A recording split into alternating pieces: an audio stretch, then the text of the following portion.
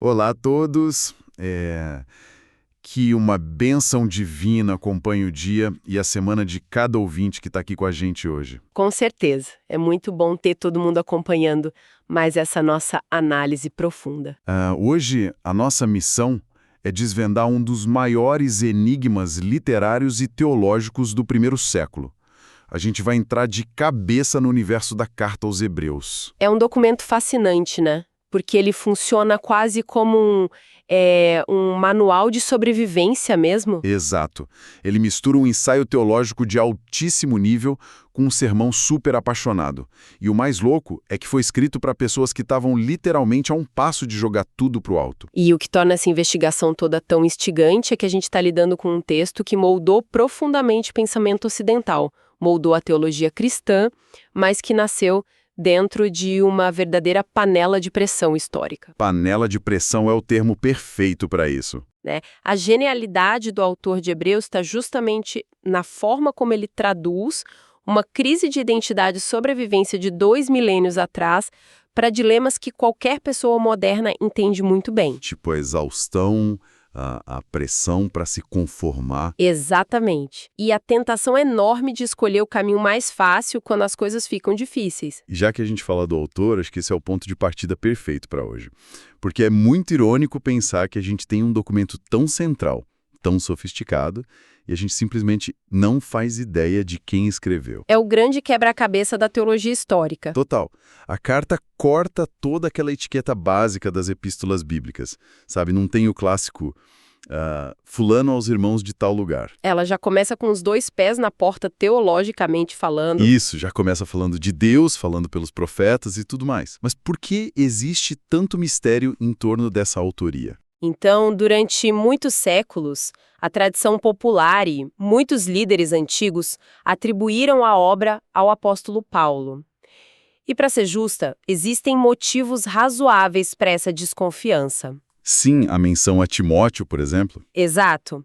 O texto menciona Timóteo, que era do círculo íntimo de Paulo, traz saudações da Itália, além de referências a aprisionamentos, o que ecoa muito a vida de Paulo em Roma. Tem também toda uma arquitetura teológica e um respeito super profundo pelo Antigo Testamento que lembram bastante a mente de Paulo, né? Com certeza. Mas, ao mesmo tempo, quando a gente lê o texto, a sensação é bem diferente. Até mesmo os pensadores mais antigos da Igreja já apontavam que a voz por trás de Hebreus não soa como a voz de Romanos ou de Gálatas. A linguagem parece operar numa outra frequência. É mais contida, talvez. É mais que isso. Quando a gente analisa o idioma original, o grego, usado em Hebreus, é indiscutivelmente o mais polido, clássico e refinado de todo o Novo Testamento. E o grego de Paulo era diferente disso. Muito. Paulo era brilhante, mas o grego dele era mais combativo, cheio de emoção crua. Às vezes ele até atropelava a gramática para provar um ponto. Verdade, a gente vê muito isso nas cartas dele. Já o autor de Hebreus escreve com uma cadência quase melódica, usando técnicas de retórica que eram muito famosas em Alexandria, no Egito. Isso é um baita detalhe. E tem um detalhe técnico irrefutável, na verdade. Quando esse autor cita as escrituras antigas, ele usa quase exclusivamente a Septuaginta, que é a tradução grega do Antigo Testamento. Enquanto Paulo, sendo um fariseu treinado... Exatamente. Paulo costumava citar o texto diretamente do hebraico original ou fazer as próprias traduções na hora. Isso me lembra a famosa conclusão de Orígenes, lá no 3º século, que basicamente jogou a toalha e disse: quem realmente escreveu a carta, somente Deus sabe. É fascinante ver estudiosos antigos admitindo isso com tanta naturalidade. E tem aquela teoria de Tertuliano também, né? Sugerindo uma espécie de colaboração, a ideia de que Paulo teria rascunhado as ideias em hebraico e Lucas, com um domínio impecável do idioma dele, teria traduzido e polido para o grego. É uma tentativa muito inteligente de tentar conciliar as duas coisas, a teologia de raízes paulinas com a elegância literária que a gente vê em Lucas. Sim, faz bastante sentido. Outros estudiosos, ao longo da história, sugeriram Apolo, que era um orador eloquente lá de Alexandria, ou Barnabé, que era levita, e entenderia perfeitamente todo o sistema de sacrifícios detalhado no livro. Alguns até propõem o casal Priscila e Áquila, né? Sim, mas a verdade nua e crua é que o autor preferiu ficar nas sombras para que a mensagem brilhasse. E o mais interessante é que esse anonimato nunca tirou a autoridade do texto perante as comunidades antigas. A força do argumento validava o documento por si só. Perfeito. A força da mensagem era inquestionável. Certo, então, se a identidade do autor é um beco sem saída, a datação do texto parece ser o oposto.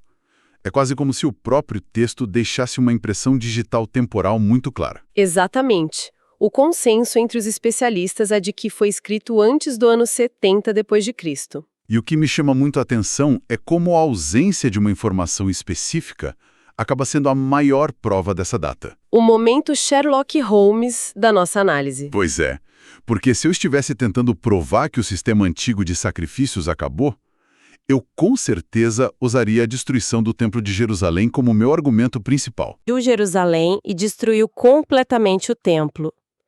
Isso encerrou de uma vez por todas o sistema de sacrifícios judaico. E o autor de Hebreus gasta capítulos inteiros argumentando de forma super meticulosa que o sistema de sacrifícios do Antigo Testamento era temporário. Que era imperfeito e que estava prestes a caducar.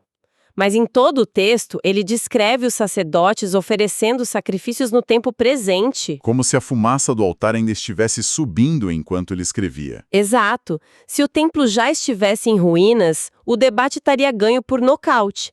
Ele só precisaria dizer, vejam, Deus permitiu que o templo caísse, o sistema acabou fisicamente. O fato de ele não mencionar o maior cataclismo da história judaica indica fortemente que a tragédia ainda não tinha acontecido. 8 depois de Cristo.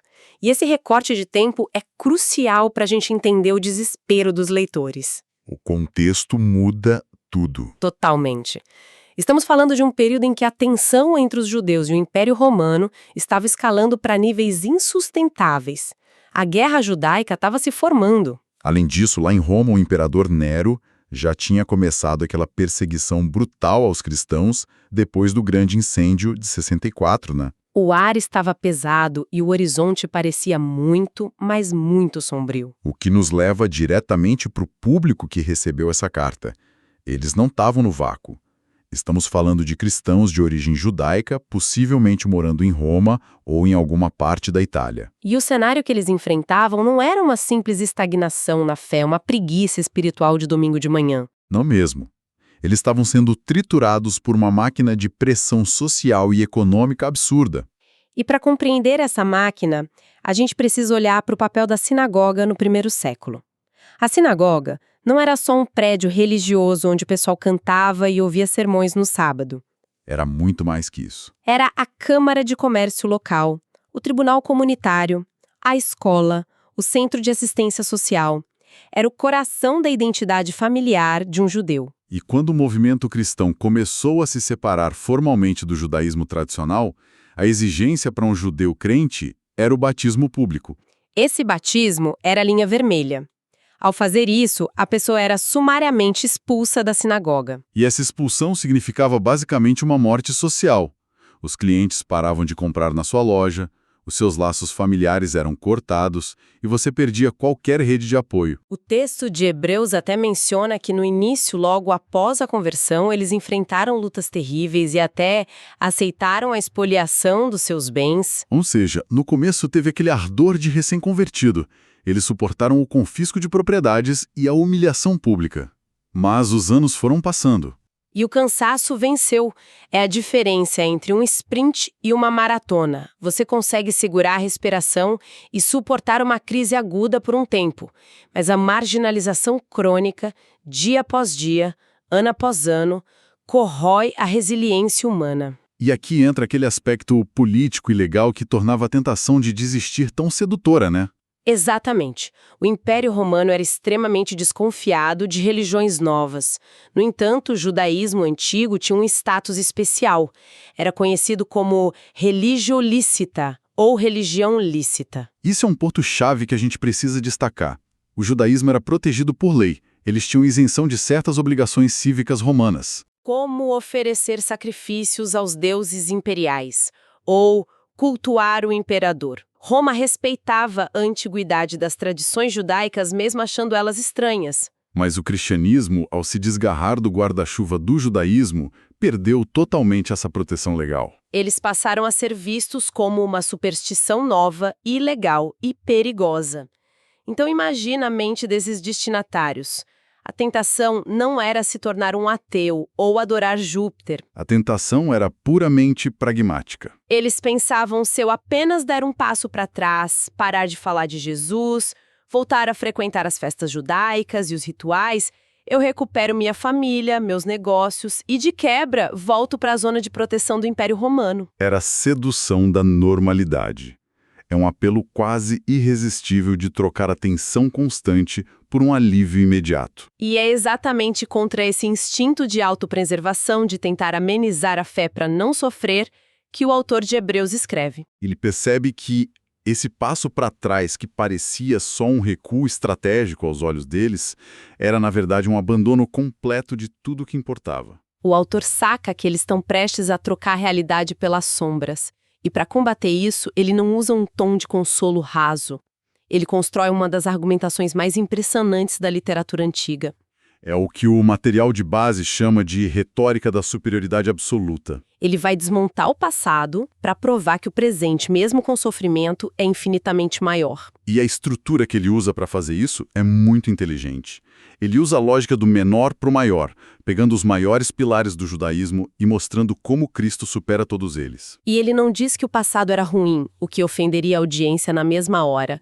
Ele reconhece a glória do Antigo Testamento, mas argumenta que aquilo era apenas o rascunho. E a palavra que serve de espinha dorsal para todo o livro é melhor ou superior. Sim, ela aparece em torno de 25 vezes no texto. Ele começa pelas entidades mais elevadas, que são os anjos.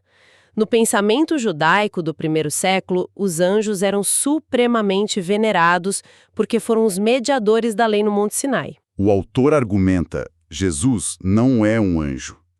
Ele é o Filho, o próprio construtor do universo. Se a lei trazida por anjos era imutável, imagina a palavra trazida pelo Filho. Depois ele avança para a figura intocável de Moisés. E mexer com Moisés exigia uma coragem tremenda. Moisés era o grande libertador, o legislador, o construtor da nação. Mas o argumento de Hebreus é de uma lógica brilhante de novo. Moisés foi um excelente servo na casa de Deus, mas Jesus é o filho sobre a casa. A honra do arquiteto sempre vai ser maior do que a honra do edifício. Então ele chega no coração do problema deles, o sacerdócio e os sacrifícios. Porque a atração de voltar para a sinagoga e para os rituais eram muito forte, porque aqueles rituais eram tangíveis. Você podia ver o sangue, cheirar o incenso, ouvir o som do shofar. Tinha uma experiência sensorial de expiação. O autor mostra que o sacerdócio de Arão era limitado pela morte. Sacerdotes morriam e precisavam ser substituídos. O perdão que eles ofereciam precisava ser renovado todos os anos no dia da expiação. O que provava que nunca limpava a consciência de forma definitiva. Era uma esteira ergométrica espiritual. Você corria, sacrificava, sentia um alívio temporário, pecava de novo e o ciclo recomeçava infinitamente. A genialidade do argumento aqui é colocar Jesus como um sumo sacerdote de uma ordem diferente que não morre e que não oferece o sangue de bodes, mas a si mesmo de uma vez por todas. O está consumado. E é aí, no meio dessa teologia profunda, que o autor introduz as pausas dramáticas. O texto não é só uma teoria abstrata. Ele constrói essa teologia monumental e, de repente, ele para, olha metaforicamente nos olhos da congregação e entrega exortações que são verdadeiros estrondos. Ele avisa sobre o perigo da incredulidade, lembrando como a geração do deserto foi proibida de entrar na terra prometida, não porque eram pagãos, mas porque duvidaram no momento crucial. Uma dessas interrupções no texto é de arrepiar e sintetiza a urgência da carta. Ele diz algo na linha de: se a antiga aliança, que era o rascunho, já exigia tanta obediência e cada transgressão era punida, como escaparemos nós se negligenciarmos uma salvação tão grande? Isso soa quase agressivo para uma congregação que já está deprimida, né? Exato. Como um líder espiritual justifica usar um tom tão severo com pessoas que já estão feridas? Ele faz isso porque a letargia espiritual é uma doença que anestesia antes de matar. Pensa em alguém morrendo de hipotermia na neve. A pior coisa que você pode fazer é deixar a pessoa dormir mesmo que ela implore por isso, porque o sono significa a morte. Caramba, essa imagem é forte. As duras advertências de Hebreus sobre não retroceder, não estagnar, não abandonar a congregação são como tapas no rosto de alguém que está caindo no sono da hipotermia espiritual. Ele está chacoalhando aqueles cristãos judeus e dizendo: acordem, o que vocês estão abandonando não é um sistema religioso concorrente, é o próprio sentido da existência. E isso estabelece uma ponte direta sem precisar forçar a barra com o mundo de hoje. Porque é muito fácil olhar para esses cristãos do primeiro século sobre a ameaça do Império Romano e pensar: uau, que época terrível! Mas as forças que tentam diluir a fé não desapareceram. Elas apenas mudaram de tática. Hoje, na maioria das sociedades ocidentais, a pressão para abandonar as convicções não vem acompanhado de uma espada romana ou do confisco de terras. Hoje a pressão é muito mais sutil, o que talvez torne a coisa ainda mais perigosa. Vivemos num ecossistema dominado pelo humanismo secular e por um relativismo profundo, onde afirmar verdades absolutas, especialmente no que tange à moralidade bíblica, o significado do sacrifício e a exclusividade de Cristo, é frequentemente recebido com zombaria, ostracismo cultural ou cancelamento social. O impulso humano moderno é exatamente o mesmo dos leitores de Hebreus.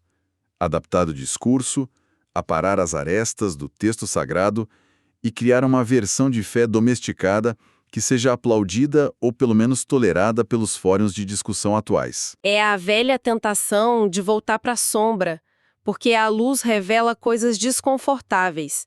Existe uma analogia fantástica discutida nos comentários desse material que explica o estado mental que facilita essa diluição. É a chamada síndrome do micro-ondas. Ah, essa analogia é sensacional. A gente vive imerso na cultura da gratificação instantânea. A gente quer comida pronta em 1 minuto, internet de alta velocidade, soluções em 1 clique. E o problema grave é quando transferimos essa lógica de algoritmo e eficiência para o desenvolvimento do caráter e para a maturidade espiritual. Hebreus expõe essa falácia de forma impiedosa. O autor dá uma bronca memorável nesses ouvintes, apontando que, considerando o tempo que eles já tinham de caminhada, eles já deveriam estar liderando e ensinando. Em vez disso, eles estavam regredindo, precisando que alguém ensinasse novamente o beabá, as noções mais rudimentares da fé. Ele usa a metáfora alimentar, eles voltaram a tomar leite espiritual quando os corpos e mentes já deveriam estar processando alimento sólido. Mas o que seria esse alimento sólido na prática? O que significa mastigar algo sólido nesse contexto de crise? O alimento sólido, na visão do autor de Hebreus, é a capacidade de discernir entre o bem e o mal em cenários complexos, baseando-se no treinamento constante nas Escrituras. É suportar a angústia sem perder a perspectiva da eternidade. A maturidade espiritual não é algo que você adquire fazendo um download de um livro de teologia. De jeito nenhum. É um processo orgânico que envolve rotina, congregação, estudo metódico e principalmente resistência forjada na provação. A maturidade de micro-ondas cria crentes frágeis que desmontam na primeira oposição social que enfrentam. Isso muda totalmente a perspectiva sobre como lidar com a exaustão. Eles não estavam caindo porque Roma era muito forte. Estavam caindo porque deixaram de se alimentar direito, deixaram de se reunir para se encorajar e perderam o foco no invisível. A crise foi apenas o vento que derrubou uma árvore cujas raízes já estavam apodrecendo em silêncio. É a constatação de que a estagnação é o primeiro sintoma da apostasia. Na vida espiritual não existe ponto morto. Se você não está avançando ativamente, a correnteza cultural já está empurrando você para trás. E a solução dele não é defensiva. Ele não diz construam muros e tentem aguentar os golpes. A solução de Hebreus é ofensiva. A melhor defesa é o ataque. Exatamente. O antídoto contra o medo da perseguição ou da rejeição social não é se esconder.